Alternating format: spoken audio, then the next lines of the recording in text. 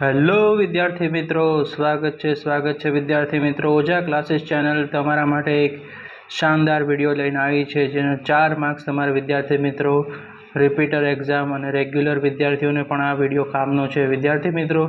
તો વિડીયોના અંત સુધી બની રહેશો। આ જોડકા કરી જશો તો તમને 4 માર્ક્સ રોકડા આવશે વિદ્યાર્થી મિત્રો। તો કરવાનું શું છે, સૌપ્રથમ ચેનલ પર આવ્યા તો સબસ્ક્રાઇબ કરવાનું, સબસ્ક્રાઇબ અને બેલ નોટિફિકેશન બટન દબાવી દેવાનું છે અને આ વિડીયો તમારા મિત્રો સાથે શેર કરવાના છે। અને તમને વિડીયો પસંદ આવે તો વિડીયોને લાઇક કરવાનું છે અને કમેન્ટ કરવાનું છે।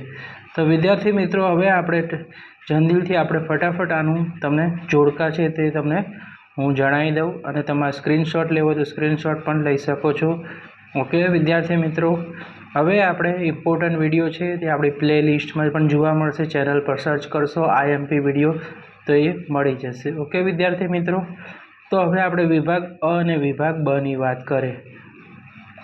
એડ્રીનાલિન, રાઈટ, અહીંયા છે રુધિરમાં શર્કરાનું પ્રમાણનું નિયમન, થાઇરોક્સિન છે શરીરની વૃદ્ધિ માટે ચયાપચયનું નિયમન, અને સી છે શ્વાસોશ્વાસ અને હૃદયના ધબકારા।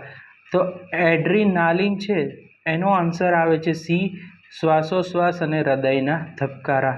અને થાઇરોક્સિનનો જવાબ આવે છે શરીરની વૃદ્ધિ માટે ચયાપચયનું નિયમન। બરાબર, આ મોસ્ટ ઇમ્પોર્ટન્ટ જોડકું હતું 2 માર્ક્સમાં। હવે આ 2024નું છે વિભાગ અ અને વિભાગ બ માટે। તો દ્વિતીય પોષક સ્તર, તો જવાબ શું આવે વિદ્યાર્થી મિત્રો? પ્રાથમિક ઉપભોગી। બરાબર, દ્વિતીય પોષક સ્તર કહે એટલે પ્રાથમિક ઉપભોગી। અને તૃતીય પોષક સ્તર કહે તો શું આવશે? દ્વિતીય ઉપભોગી। વિદ્યાર્થી મિત્રો, તમે આવી રીતે પણ લખવાનું છે જેથી તમારા 2 માર્ક્સ મળી શકે છે।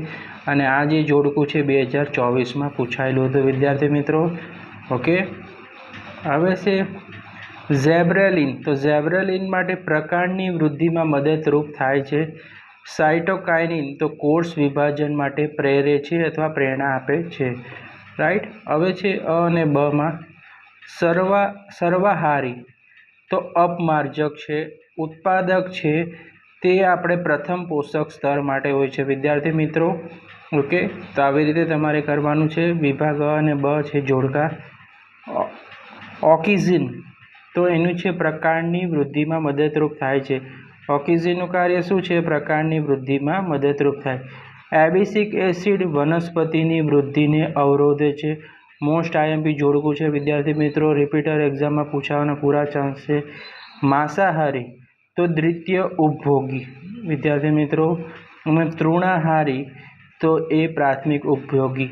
તો વિદ્યાર્થી મિત્રો, આ યુઝફુલ વિડીયો લાગ્યો હોય તો વિડીયોને શેર કરજો, ચેનલને સબસ્ક્રાઈબ કરજો અને તમારા મિત્રોને પણ આ વિડીયો શેર કરજો જેથી તેમને પણ લાભ મળવી શકે છે વિદ્યાર્થી મિત્રો।